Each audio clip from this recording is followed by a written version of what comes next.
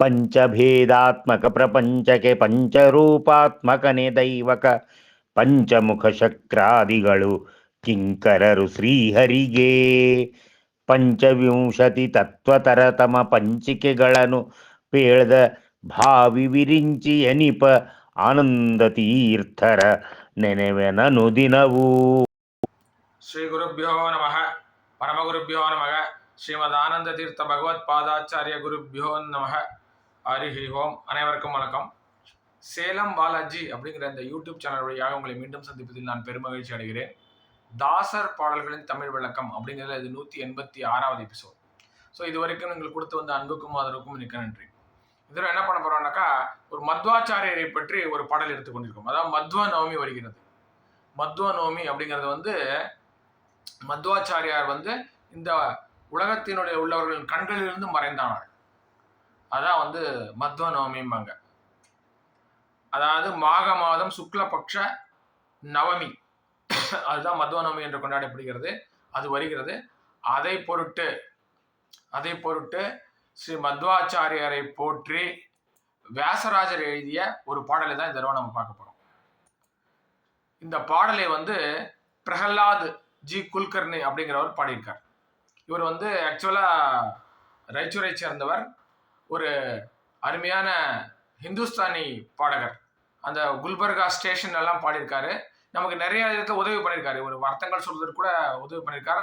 மத்வ சாஸ்திரங்களிலே, அப்புறம் தாச சாகித்யங்களிலே நல்ல ஒரு நாணமுடையவர். இவர் நமக்கு நிறைய முறை உதவி இருக்கிறார். அவர் தான் இந்த தடவை இந்த பாடலை பாடி கொடுக்கிறேன்னு சொல்லி பாடி கொடுத்திருக்கிறார். அவருக்கு என்னுடைய நன்றியும் வணக்கத்தையும் தெரிவித்துக் கொள்கிறேன். இப்போ இந்த பாட்டை கேட்கறதுக்கு முன்னாடி ஒரு சில வார்த்தைகள் மத்வரை பற்றி, ஏன்னா மத்வ நவமி வருதுங்கிறதுனால அவருடைய பற்றிய சில வார்த்தைகளை கூறிவிட்டு பிறகு போகலான் இருக்கேன். அதாவது மத்வருடைய காலம்னு பார்த்தீங்கன்னா 1238 1317 வரைக்கும். நமக்கு இந்து மதத்தை தூக்கி நிறுத்திய குருமார்கள்ல ஒரு 3 பேர்: ஆதிசங்கரர், ராமானுஜர் அண்ட் ஸ்ரீ மத்வர். இதுல லேட்டஸ்டா அவர் மத்வர். இவர் என்ன பண்றாரு, தத்துவவாதா என்று சொல்லப்படுகின்ற இந்த துவைத சித்தாந்தத்தை நிறைவேவர்.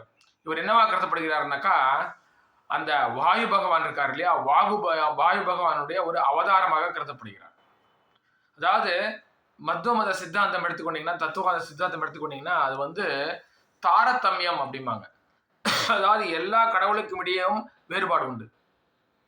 அது வேறு வேறு படிநிலைகளிலே வைக்கப்பட்டு அவர்கள் வணங்கப்படுவார்கள். இப்போ எல்லாத்துக்கும் சர்வோத்தமன் அப்படின்னு சொன்னாக்கா அது ஸ்ரீஹரி தான். ஸ்ரீஹரி தான் சர்வோத்தமன். அதற்கு கீழே உள்ளவர்கள்லாம் ஜீவன்கள். ஜீவன்கள்ல யார் உத்தமன்னாக்கா, ஜீவோத்தமா யாருன்னு பார்த்தீங்கன்னாக்கா வாயு பகவான். அதாவது ஃபர்ஸ்ட் டாப் மோஸ்ட்னாக்கா ஹரி சர்வோத்தமா. அவருக்கு கீழே லட்சுமி இருக்கார். அவருக்கு அடுத்ததாக கருதப்படுபவர் இந்த வாயு பகவான் சொல்றார். இந்த வாயு பகவானுக்கு ஸ்தூல உடல்லாம் கிடையாது. அவருடைய மனைவி பாரதி தேவி. ஸோ அவர் தான், அவருடைய அவதாரங்களாக தான் அனுமான் ஆகட்டும், பீமசேனன் ஆகட்டும், அல்லது மத்வாச்சாரியர் ஆகட்டும், அவருடைய அவதாரங்கள் தான். ஸோ அவருடைய இந்த கலியுகத்திலே அவர் ஸ்ரீ மத்வாச்சாரியராக அவதரித்து இந்த தத்துவத்தை கொடுத்திருக்கிறார். அதுதான் அந்த மத்வாச்சாரியருடைய பெரிய சிறப்பு. அவர் எல்லா நேரத்திலுமே இதை ப்ரூவ் பண்ணியிருக்கார். தான் ஒரு மனித பிறவி அல்ல, தான் ஒரு தெய்வ பிறவி என்பதை அவர் பிறந்த குழந்தையிலேருந்து ஆரம்பிச்சு வளர்ந்து முடிகிற வரைக்கும் அவர் ஒவ்வொரு ஸ்டேஜ்லையுமே அவர் ப்ரூவ் பண்ணிட்டு தான் வந்திருக்கார். ஒரு சின்ன குழந்தையாக தாய்ப்பால் கொடுத்துட்டு இருக்கும் ஸ்டேஜ்லயே இந்த குதிரைகள் சாப்பிடக்கூடிய கொள்ளை கொஞ்ச நஞ்சல்ல, கிட்டத்தட்ட ஒரு 2 படி கொள்ளை சாப்பிட்டு ஜீரணம் பண்ணவர். அந்த அளவுக்கு உடல் வலிமை உள்ளவர். அவர் தான் வாயு பகவான். இந்த ஹனுமான் பீமனுடைய அவதாரம் ஆயிற்று. அவர் பார்க்கறதுக்கும் பார்த்தீங்கன்னா கிட்டத்தட்ட பிரகிருதி 6 அடி இருப்பாராம். அவர் அவ்வளவு பெரிய இதா இருப்பாராம். தென் நல்ல உடற்கட்டை உடையவர். அப்புறம் மல்யுத்தத்திலே வல்லவர், விளையாட்டு போட்டிகளிலே வல்லவர், நீச்சலிலே வல்லவர், மலையேற்றத்திலே வல்லவர். இது போல நல்ல பிசிக்கா நல்லா இருந்தவர்னு சொல்றாங்க. அதே போல ஒரு முறை 200 வாழைப்பழங்களை உண்பது, அதுக்கப்புறம் படைத்த எல்லா உணவுகளும் உண்டு விடுவது, அப்புறம் அந்த இதுல மேல இமாலயத்துல செல்லும்போது அந்த அவ்வளவு கொற்ற பனி இருக்குல்ல, அவ்வளவு பனியில அந்த மந்தாகினி அந்த ஆறுகளில் எல்லாம் அவ்வளவு பனியிலையும் நீராடுவது. இது போல உடல் சக்தி இதை நிறைய இடத்துல நிரூபிச்சிருக்காரு. ஒரு 2 வயசு குழந்தையா இருக்கும்போது கிட்டத்தட்ட ஒரு 30-40 கிலோமீட்டர் நடந்து போய் எல்லா கோயில்களும் பார்த்து விட்டு வந்திருக்கிறார். இது போல அற்புதங்களை நிகழ்த்தி தான் ஒரு தெய்வ பிரிவு என்பதை அப்பொழுது அவர் நிரூபித்துக் கொண்டேதான் இருந்திருக்கிறார். ஸோ அது போல ஒரு இந்த வாயு பகவான் அம்சம் இவர் என்ன பண்றாருனாக்கா நமக்கு தத்துவவாதா என்ற ஒரு சித்தாந்தத்தை தர்றார். அதாவது பரமாத்மா வேறு, ஜீவாத்மா வேறு அதுங்கிறது வருது. அது இல்லாமல் பஞ்சபேத தத்துவம் அப்படின்னு சொல்லுவாங்க. பஞ்சபேத தத்துவம் அப்படின்னு, அதாவது பஞ்சபேதம் இல்லாமல் இந்த உலகமே இல்லை. அதுக்கு முன்னாடிலாம் என்ன சொல்லிட்டு இருந்தாங்கன்னா உலகம் மாயைன்னு சொன்னாங்க, இந்த ஜெகத் மாயைன்னு சொல்லிட்டு இருந்தாங்க. இல்ல, இவர் என்ன சொல்றாரு, ஜெகத் சத்தியம் அப்படின்னு சொன்னார். இந்த உலகமே பஞ்சபேதங்களால் தான் இயங்குகிறது, பஞ்சபேத தத்துவம் தான் இயங்குகிறது. அதாவது no two things are alike are same, அதுதான் அவருடைய தத்துவம். அப்படி பார்க்க போனா 5 விதமான பஞ்சபேதங்களை அவர் சொல்கிறாரு.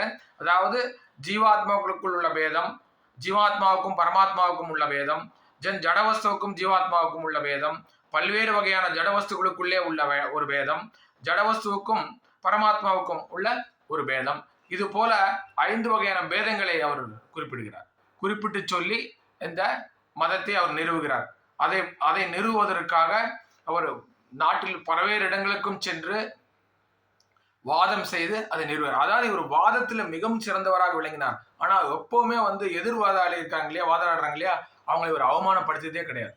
இவரிடம் வாதிட்டு தோற்றவர்கள் எல்லோருமே மகிழ்ச்சியாக தான் சென்றிருக்கிறார்.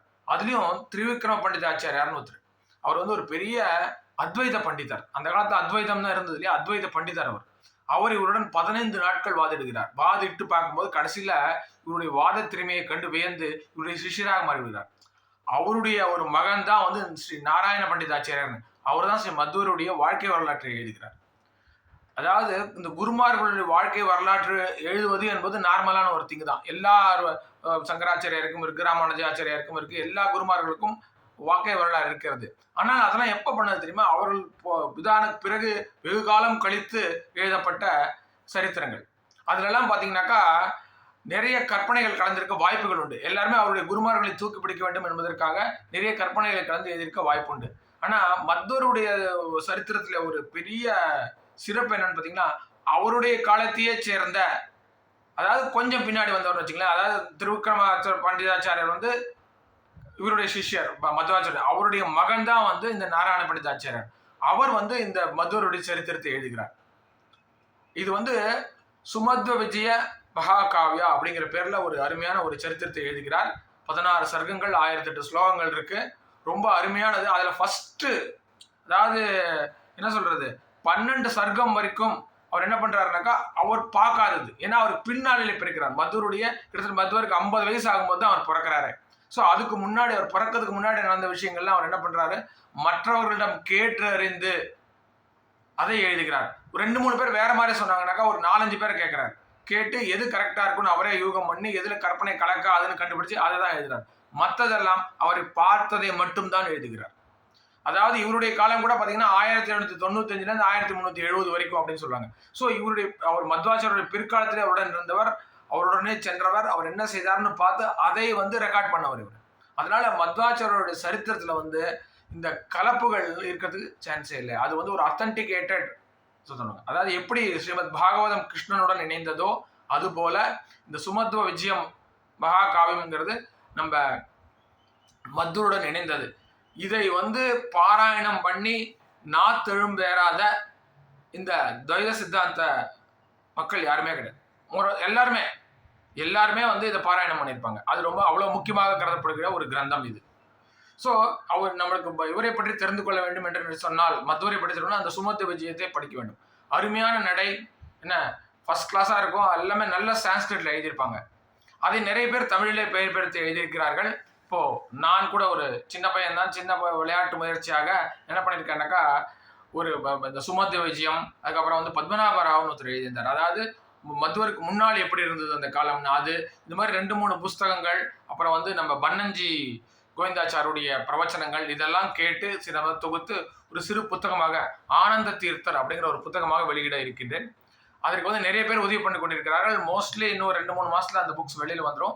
அந்த புக் வெளியில் வரும்போது நீங்கள் எல்லாம் அதை ஆதரித்து எனக்கு அதை வாங்கி எனக்கு ஆதரவு தெரிவிக்க வேண்டும் என்று கேட்டுக்கொள்கிறேன். அது ஒரு எளிமையான நடையில, அதாவது இவங்க எல்லாருமே எழுதிக்கிறதுலாம் ஒரு ஹை லெவல்ல இருக்கும். நான் என்ன பண்ணிருக்கேன்னாக்கா ரொம்ப எளிமையான நடையில, எல்லோரும் புரிந்து கொள்ளும் வகையில, இந்த வடமொழி சொற்களை தவிர்த்து, அதே மாதிரி பெரிய பெரிய ஸ்லோகங்கள் எல்லாம் சொல்லி பெரிய பெரிய வர்ணனைகள் எல்லாம் கொடுக்காம நார்மலா ஒரு இன்ட்ரெஸ்டிங்கா ஒரு புக்குன்னா அவருடைய வாழ்க்கை வரலாறு எப்படி படிக்க வேண்டுமோ அது மாதிரி ஒரு இதில் வந்து எழுத முயற்சி செய்திருக்கிறேன்.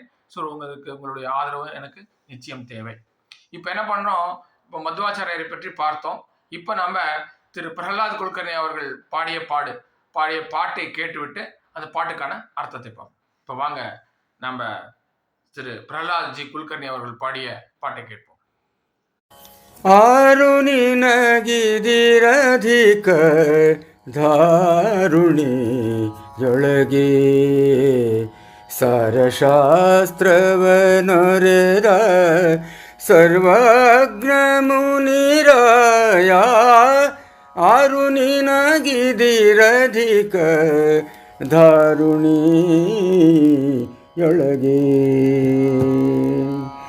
ಆರೊಂದು ವೈರಿಗಳ ತರಿದು ವೈಷ್ಣವರಿಗೆ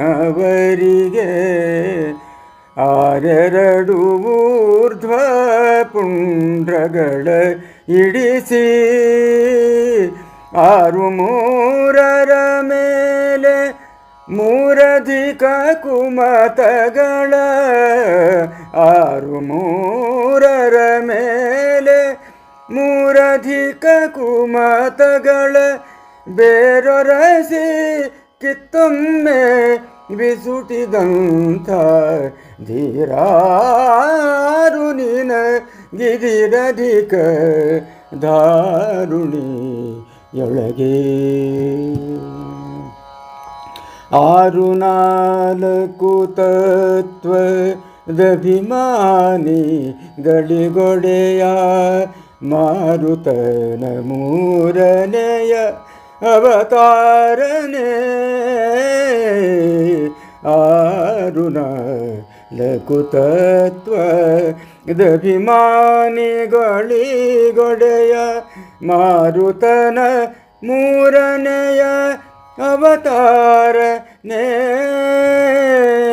ಆರೈದು ಮೇಲೆರಡು ಅಧಿಕ ಲಕ್ಷಣವುಳ್ಳ ಮೂರುತಿಯೊಳೊಪ್ಪುತಿಹ ಮುನಿವರೇಣ. ಆರು ನಿನಗಿದಿರಧಿಕ ಧಾರುಣಿಯೊಳಗೆ. ಆರಾರು ಮೇಲೊಂದು ಅಧಿಕ ಲೆಕ್ಕದ ಗ್ರಂಥ ಸಾರವನು ರಚಿಸಿ ಸಜ್ಜನರಿಗೆತ್ತು. ಆರಾರು ಮೇಲೊಂದು ಅಧಿಕ ಲೆಕ್ಕದ ಗ್ರಂಥ ಸಾರವನು ರಚಿಸಿ ಸಜ್ಜನರಿಗಿತ್ತು. ಪಾರಮಾರ್ಥಿಕ ಭೇದ ಪಂಚಕ ಸ್ಥಾಪಿಸಿದ ಉದಾರ ಶ್ರೀಕೃಷ್ಣನ ದಾಸರೊಳು ದೊರೆ.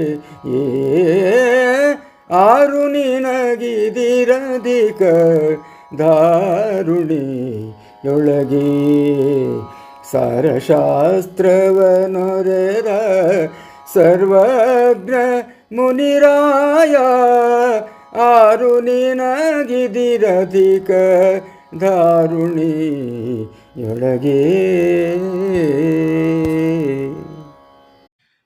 ஸோ நமது திரு பிரகலாத் ஜி குல்கர்னி அவர்கள் மிக அருமையாக இந்த பாடலை பாடியிருந்தார். நல்ல ஒரு இந்துஸ்தானி ராகத்துல மிக அழகாக பாடியிருந்தார். அவருக்கு என்னுடைய பாராட்டுகளையும் நன்றியும் தெரிவித்துக் கொள்கிறேன்.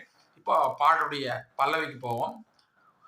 ಆರು ನಿನಗೆದಿರಧಿಕ ಧಾರುಣಿ ಒಳಗೆ சார சாஸ்திரவ நிறத சர்வக்ன முனிராயா.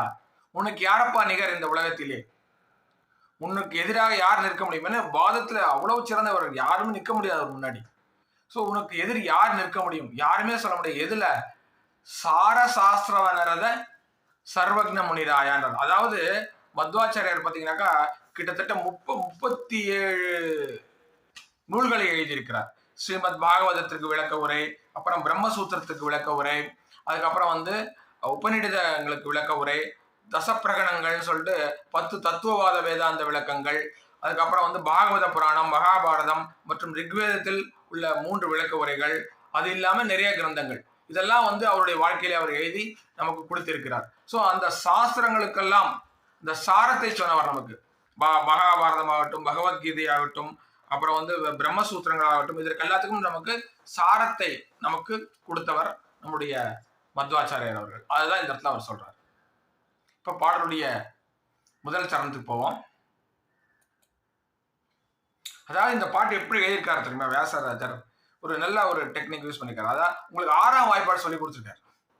இந்த 6வது வாய்ப்பாடு இருக்கு இல்லையா, அதான் சொல்லிருக்காரு. 6 1 6 அப்படின்னு கன்னடத்துல 6 2 12, 6 3 18, அது மாதிரி 6 1 6, 6 2 12, 6 3 18, 6 4 24, இதை நம்மளுக்கு சொல்லி கொடுக்குறாரு.